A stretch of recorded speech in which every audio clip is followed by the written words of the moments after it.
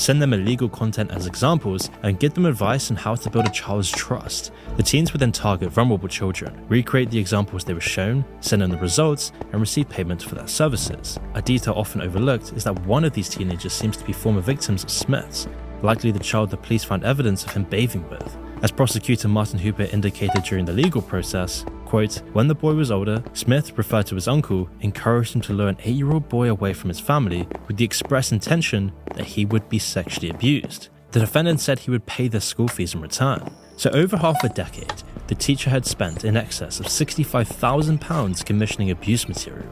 During the investigation, 120,000 indecent images of children were recovered from his electronic devices, around 11,000 of which were Category A. Those dark web tabs he'd left open also demonstrated that he wasn't alone, and there's a common requirement for entry into that breeder community: the contribution of original content. With that in mind, there's no telling how far the results of his offences may have spread. On the 9th of August 2023, Matthew Smith was then sentenced to 12 years in prison at Southwark Crown Court. He was added to the sex offenders register for life and is subject to an indefinite sexual harm prevention order.